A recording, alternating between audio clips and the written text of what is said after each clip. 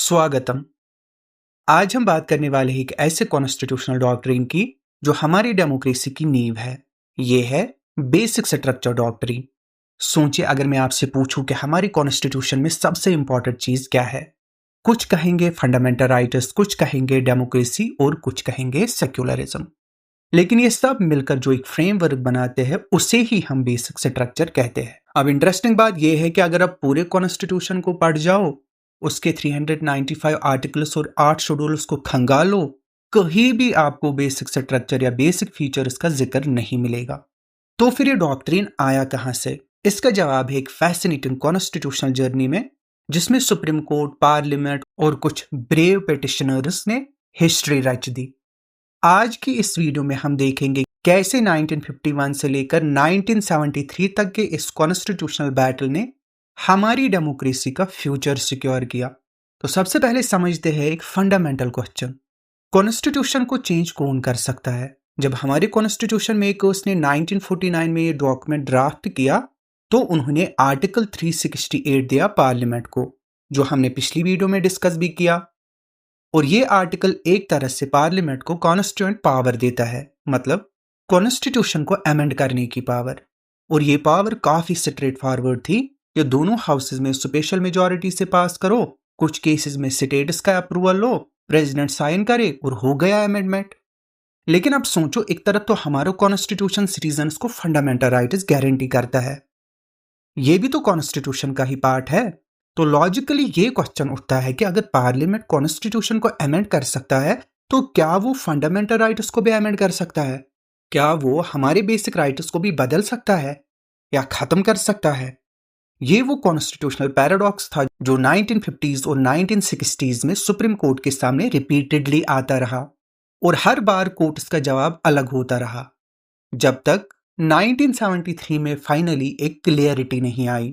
तो चलिए देखते हैं कॉन्स्टिट्यूशनल चेस गेम कैसे खेली गई।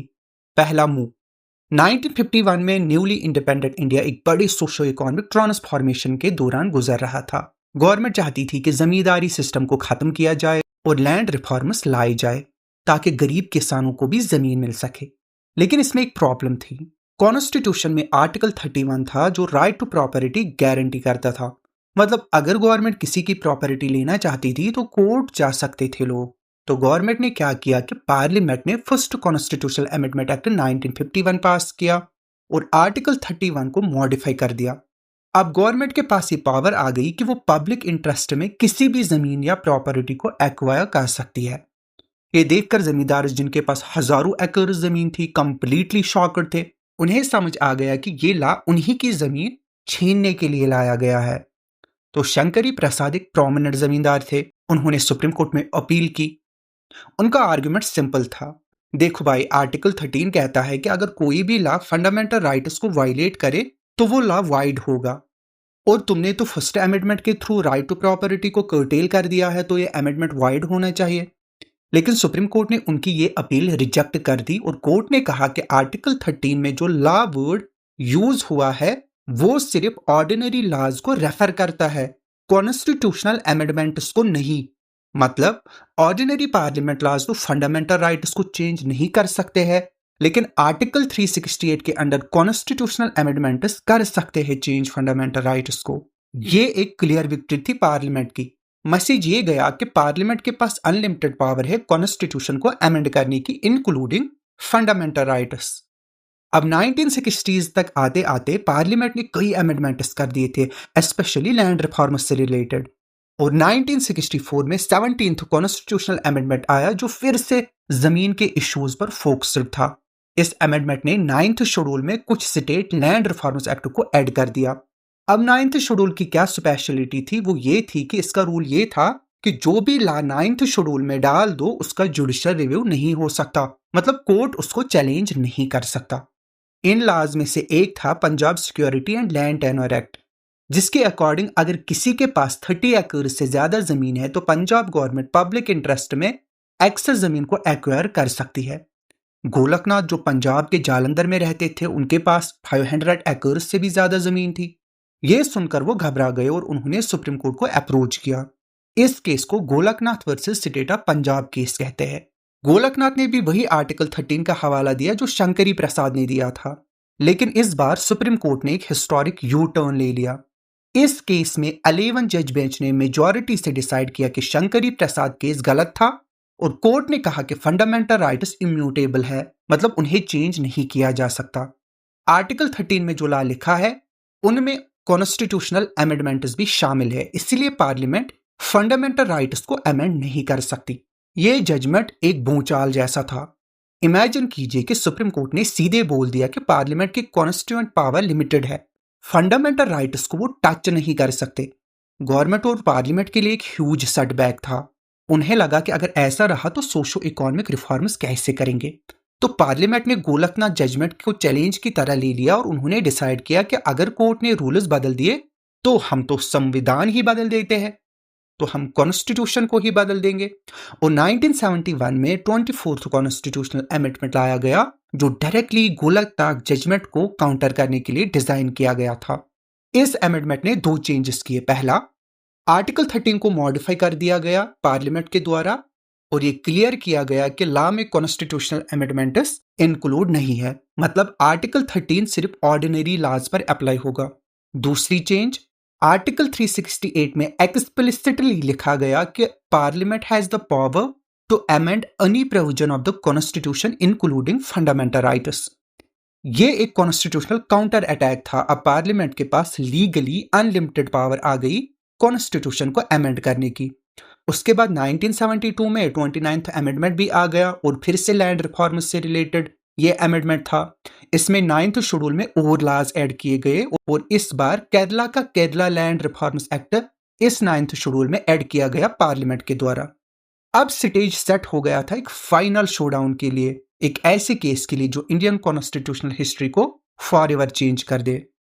अब एंटर करते हैं स्वामी केशवानंदा भारती, जो एजनीर मठ के हेड थे।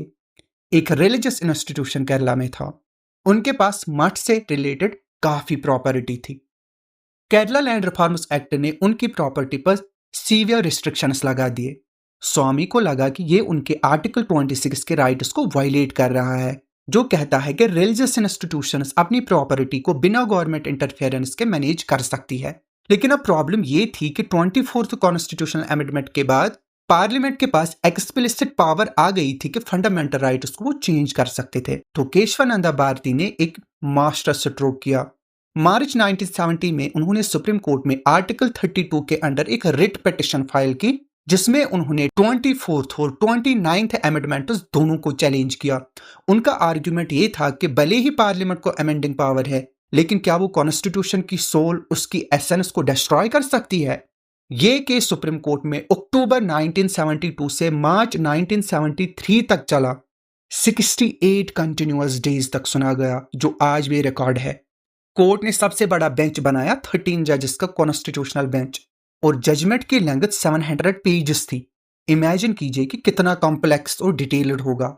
और 24 अप्रैल 1973 में एक हिस्टोरिक जजमेंट आया।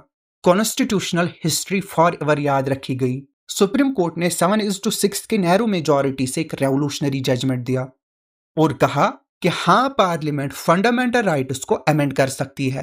तो गोलकनाथ जजमेंट को यहाँ पे ओवररूल कर दिया गया।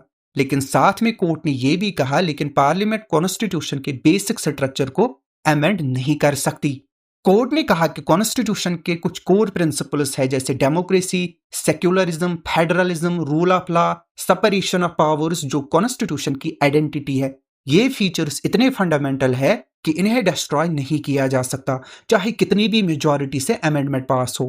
ये था बेसिक स्ट्रक्चर डॉक्ट्रिन का जन्म, और इस डॉक्ट्रिन ने परफेक्ट बैलेंस बना दिया। पार्लियामेंट को फ्लेक्सिबिलिटी मिली कॉन्स्टिट्यूशन को इवॉल्व करने की, लेकिन कॉन्स्टिट्यूशन की सोल को प्रोटेक्ट करने की गारंटी भी मिल गई जुडिशरी को।